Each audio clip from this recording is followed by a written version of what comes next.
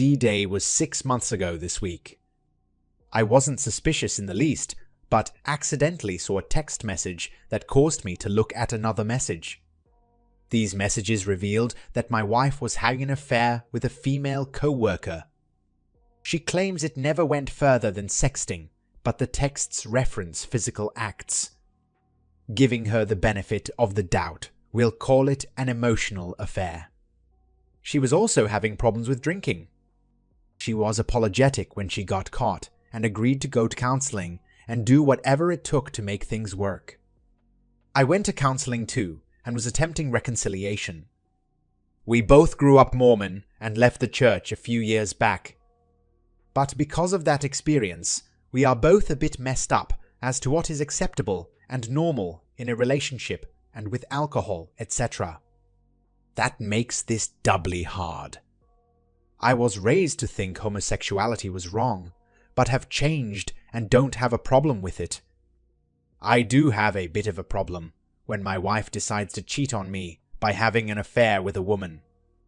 Both of us want to make things work for the kids, at least that is what we say. We both came from divorced parents and wanted our kids to not have that. Cutting off her affair partner or co-worker was not really possible given the circumstances.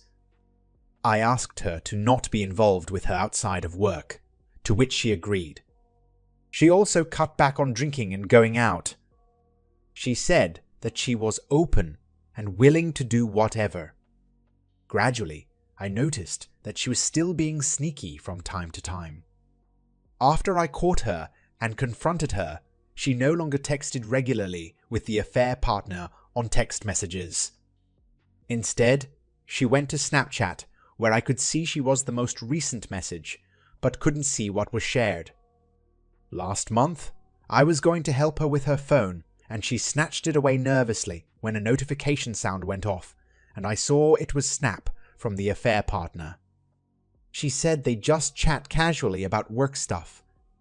Chatting casually with a co-worker? On a weekend? Yeah, right. She assures me nothing is going on. I think it is more that her affair partner is not willing to leave her marriage, and so my wife doesn't really have an option. I repeated again that I would prefer her to not be involved with her. Last weekend, I went out with her to a COVID-safe outdoor work event. She drank heavily and afterward convinced me to go somewhere else with a group that included her affair partner. I pretended to be okay and went along with it, including an awkward interaction with the affair partner. Driving home a very drunk wife, she talked about how good and loyal I was, then proceeded to tell me the perfect person for me was someone else we knew. She said that she still wanted to make it work.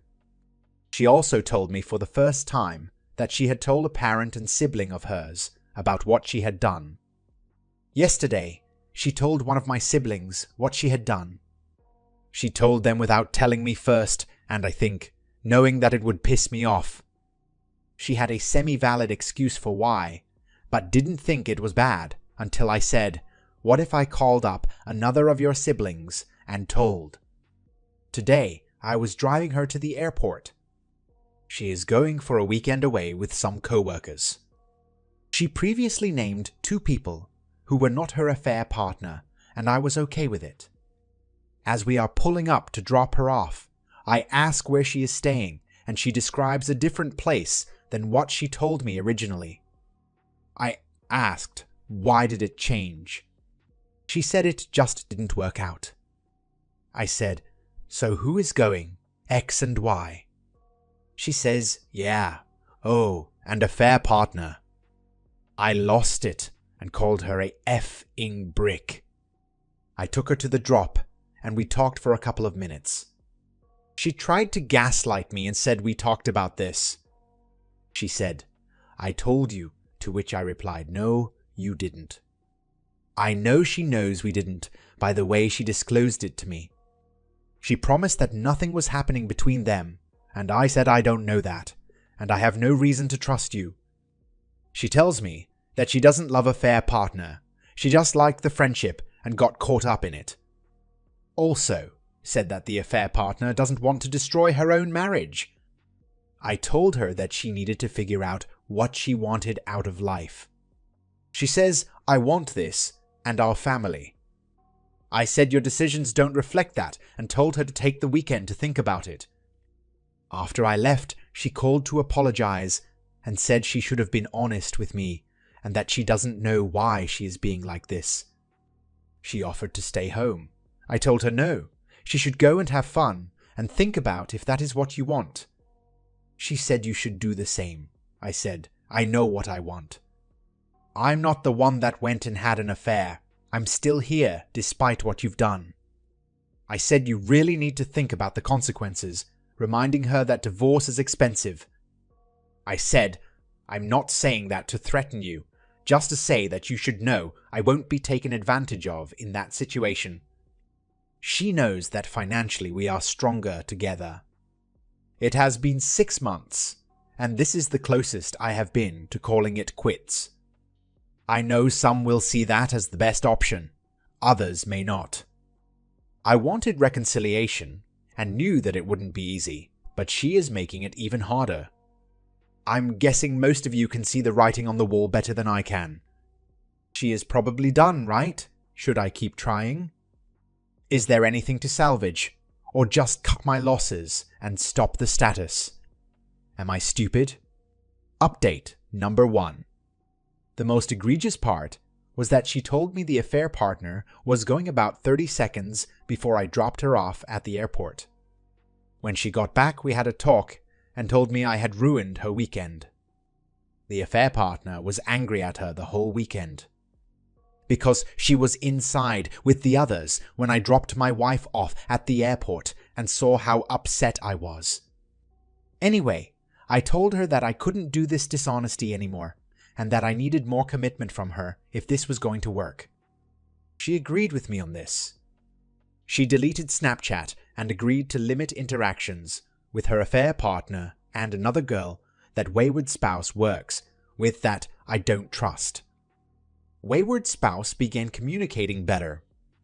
She was making a bigger deal of telling me where she was and where she was going and who with. Now 3 weeks later, as she's in bed, I go to put something on her nightstand next to where her phone is. She immediately grabbed her phone to keep it from me. I asked why she did that, and she said, "What are you doing?" I said, "What are you hiding? Why did you grab it away?" As she unlocked her phone, I could see WhatsApp was open. She quickly swiped away and held it where I couldn't see the screen, but I knew she was deleting messages. I said, "Who are you texting?" She said, "No one." I said, "Be honest. I saw you're texting someone. Let me see your phone."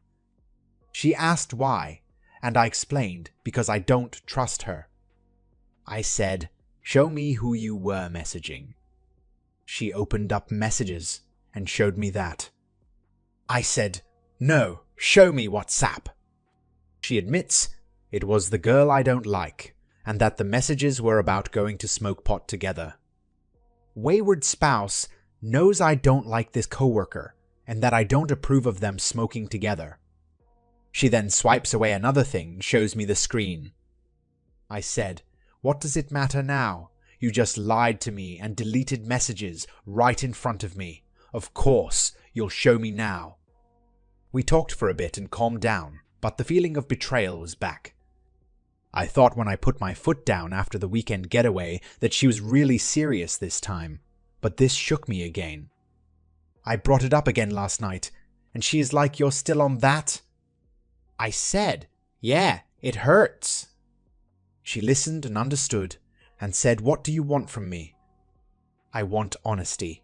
I don't want you to lie and hide things. There is just so much to unpack in all of this. For privacy's sake, I'm not giving every detail. I have some reasons to give her a little slack. Not a lot, just a little. But this hurts. She keeps saying the right things and that she wants to make this work, but some of her actions don't match. Update number 2.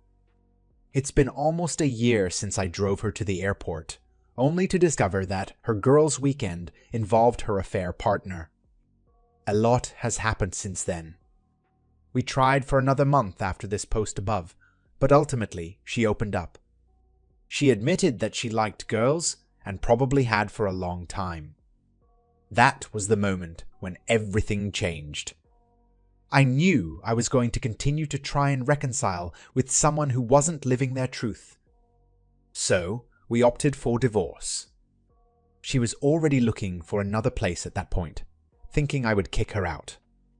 She moved out a month later, and we told the kids that they would have 2 houses. She met a new girl on Tinder and started a whirlwind relationship with her. They broke up in the fall, which sent my then soon-to-be ex into a spiral. I ended up having the kids until early this year, and we're now back to joint custody. It was a hard, traumatic year. Ultimately, I'm better off now. I feel bad for the kids, but hopefully it will be better for them to have 2 parents living their own lives than trying to make something impossible work. The divorce was finalized in December. It could have been done in July, but she sat on it and kept changing little things. Now, we've begun the process of living the rest of our lives in our new reality. She recently got back together with the girlfriend she met after we decided to divorce.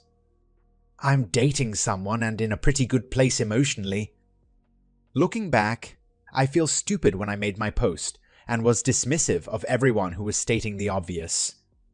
My wayward spouse was cheating on me, was lying to me, and fit just about every stereotypical trait we see assigned to cheaters. My advice to anyone reading this now is definitely from a place of more cynicism than it would have been a year ago.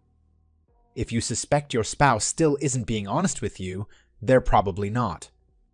Divorce is painful and hard, but it's better than suffering for no reason. A weight has definitely been lifted. I have a new lease on some aspects of my life. I hope that you all find success in your reconciliations, but if it doesn't work out, don't lose hope and realize things can get better. Imagine a tale woven so intricately with love, trust, and betrayal that it captures the essence of the human heart in its rawest form. A story that starts with childhood sweethearts, 2 souls intertwined through life's simplest and most complex moments, building a life together from the ground up. They were each other's firsts, their lives a testament to enduring love until the unimaginable happens, shaking the very foundation of their existence. This is not just a story. It's a journey through the depths of betrayal, a glimpse into a heart shattered by the one it held dearest. As we peel back the layers of a love that once seemed unbreakable, we find ourselves at the crossroads of forgiveness and despair, challenging the limits of what one can bear. But this narrative is more than its heartbreak. It's about the resilience of the human spirit, the complexity of relationships, and the painful path towards healing and understanding. As secrets unravel and truths come to light, we're left with the haunting question: can love truly conquer all, or are some betrayals too deep to overcome? Join us as we delve into a story that is as mesmerizing as it is devastating, one that will leave you questioning the very nature of love, loyalty, and forgiveness. This is a tale that promises to grip your heart, stir your soul, and leave you yearning for answers, yet fearing what they might reveal. Welcome to a narrative where every moment is a crossroad, every decision echoes through the annals of time, and every heartache is a step towards a truth that might just change everything. Without further delay, let's begin to unravel. Not even sure where to start this. My wife and I dated all of high school and went to college together. We have literally been each other's everything since we were 14. We were each other's firsts. We married at 20 and had a kid at 23. We scratched our way up to middle class from literally nothing. It would be an understatement to say that our lives are so intertwined that separating would be catastrophic for both of us. I love this woman with every fiber of my being, which makes this betrayal so much more difficult. Fast forward a few years to 2006, when our daughter is 2 years old. My brother, 5 years older than me, is recently divorced from his wife. He was trying to get back on his feet, so I wanted to help in any way I could. I offered him our spare room for as long as he needed it. We cooked for him, cleaned up behind him, and helped him get his life together. After a few months, I noticed that he and my wife were buddying up a lot more than normal. I started noticing things that didn't quite sit right. I am leaving out a lot of details. But eventually, they started texting all the time and talking on the phone when he wasn't at our house. I knew there was something going on. But every time I brought it up, I was made to feel like a jealous idiot. After a while, there was little to no attempt to hide it. I went into a dark spiral of depression. The only thing that kept me going was my daughter. This went on for several months. One day, I finally checked my wife's phone and saw that they had been sexting. My world absolutely fell apart. Trying to be the bigger person, I called them both together for a sit-down. They both agreed that nothing had ever been physical. They looked into my eyes and swore to me that the sexting was the extent of the affair. I swallowed my pride and tried to forgive in an effort to keep my family together. I would not hesitate to say that this incident broke my brain. I have suffered from severe depression and anxiety as a direct result of this betrayal. Fast forward 17 years to the present day. My wife and I have had another child. Our lives are finally becoming comfortable. Life is good. On some idle Wednesday, my wife and I were talking, and I caught her in a small lie. After needling her for hours, she finally admitted to kissing, snuggling, over the clothes fondling, sending nudes, and having phone sex. My life seemed to fall apart worse than it did 15 years ago. I called my entire life into question, including the fatherhood of my second daughter. She has his blue eyes. I spoke with my brother and let him know that I had my wife's side of the story, but now I needed his. Based on how they matched up, I would decide on how drastically I would take this. I used everything in my power to interrogate him for hours. For the most part, their stories lined up. There was a lot of "I don't remember" from both of them, though. I highly doubt that is something easily forgotten. I let him know that we were done and to never contact anyone in my family again. During the interrogation, I caught them in a lie about when the affair ended. They had promised me that the affair had ended back when I caught them the first time 17 years ago. However, through some Sherlock-level observations, I proved that their affair kept going after I caught them. This devastated me. I was so fragile, betrayed, and broken, I considered just ending it so many times. And she knew this. They both did. It kills me to know that I was so close to ending myself, and she couldn't keep herself from him.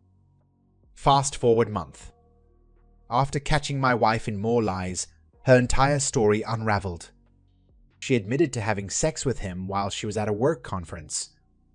She claims that this only happened once, and that it was very awkward because he couldn't maintain an erection.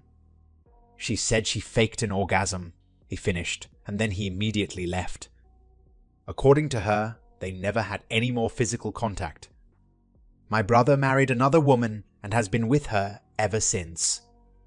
I may be a fool, but I am confident that the affair ended about 6 months after I caught them the first time. I don't know if I should believe that she has been faithful ever since. So, anyway, here I sit. I have been married to this woman that I adore for 22 years. Our entire lives are woven together, so much so that I question if either of us can function without the other. I feel betrayed all over again. My wife is telling me that she lied to me to save our marriage. That I can't hold her responsible for dumb things she did 17 years ago.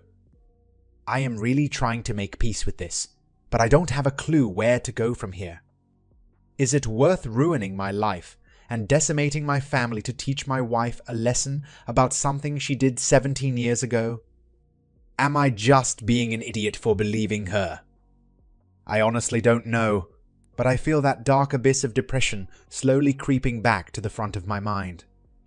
It frankly scares the hell out of me, and I don't know where to go from here.